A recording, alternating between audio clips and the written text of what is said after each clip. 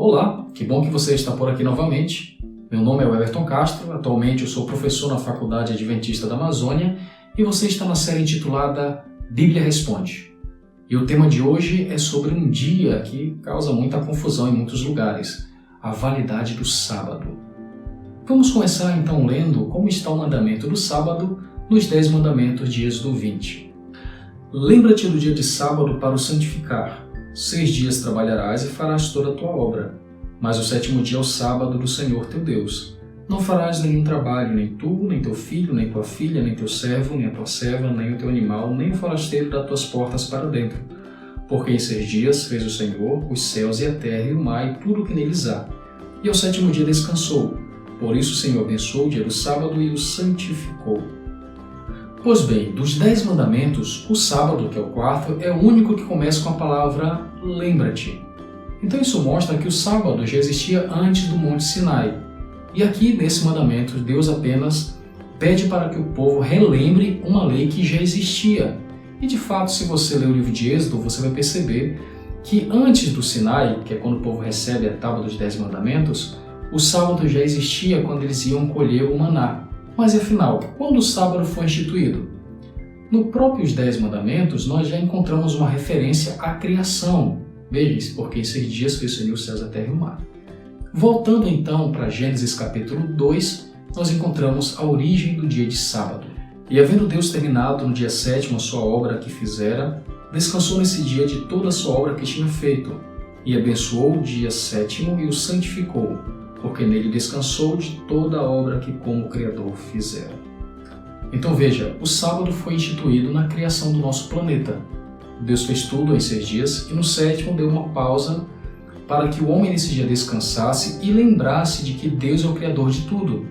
Então o sábado tem essas duas funções: descanso do corpo, mas relembrar que nós somos frutos de uma criação. E já por esse texto, alguns argumentos usados contra o sábado, eles são falhos. Alguns dizem, o sábado é coisa de judeu, o sábado é apenas para o povo de Israel. Porém, em Gênesis 2 não havia nenhum judeu, não havia povo de Israel, havia apenas Adão e Eva. Então o sábado foi criado antes do pecado e para toda a humanidade. Agora alguns argumentam que o sábado é coisa do Antigo Testamento. Será que nós podemos encontrar a doutrina do sábado no Novo Testamento? Certamente que sim. E em Lucas capítulo 23 nós temos um texto bem interessante que diz o seguinte: se retiraram para preparar aromas e bálsamos, e no sábado descansaram segundo o mandamento. Esse texto é muito interessante porque está no contexto da morte de Jesus. Jesus morreu em uma sexta-feira e as mulheres então estavam preparando os bálsamos para o seu sepultamento. Mas mesmo diante da morte de Jesus, no sábado elas descansaram segundo o mandamento de Êxodo 20. Agora veja, Jesus já estava morto. Alguns dizem, não, a morte de Jesus aboliu o sábado. Não, mesmo depois da sua morte, as pessoas continuaram observando o sábado.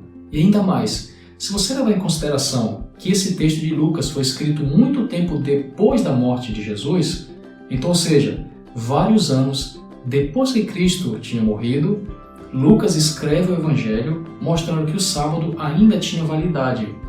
E agora eu vou ler alguns textos que Lucas cita no contexto da igreja cristã primitiva. No sábado saímos da cidade e fomos para a beira do rio, onde esperávamos encontrar um lugar de oração. Então percebe, o sábado foi guardado no Novo Testamento por pessoas que observavam mesmo após a morte de Cristo. E a igreja cristã primitiva usava o sábado como dia de adoração. Então o sábado é um mandamento válido tanto no Antigo Testamento quanto no Novo Testamento. Mas afinal, por que hoje se fala tanto no domingo? Quem foi que mudou a questão da lei de Deus do sábado para o domingo? Essa é uma questão muito interessante. Se você tiver curiosidade de estudar de maneira mais profunda, eu te recomendo um livro intitulado Do Sábado para o Domingo, escrito pelo teólogo Samuel Bacchiocchi. Esse senhor fez o seu doutorado em uma faculdade católica e ele defendeu no final do seu curso que a Igreja Católica foi um elemento importante na transição do sábado para o domingo. Mas deixa então fazer um resumão de como se deu essa mudança. Nós precisamos voltar ao século IV com um imperador chamado Constantino. Antes de Constantino, a igreja cristã era considerada uma igreja perseguida pelo Império Romano. Mas Constantino foi o imperador que se batizou e transformou o cristianismo em uma religião protegida e, acima disso, transformou-a na religião do Império Romano. Porém, algumas mudanças aconteceram. Como o Império Romano tinha o hábito de cultuar várias divindades do paganismo, nesse período a Igreja Cristã começou a assimilar para dentro dela alguns costumes que não eram bíblicos, mas que derivavam do paganismo.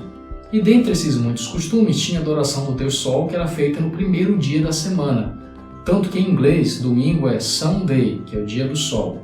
E no ano 321 nós encontraremos o primeiro decreto dominical com a seguinte ordem: devem os magistrados e as pessoas residentes nas cidades repousar, e todas as oficinas serem fechadas no venerável dia do Sol. Então, a partir desse decreto imperial, o dia de descanso não era mais o último dia da semana, o sábado, mas sim o primeiro dia da semana, o domingo.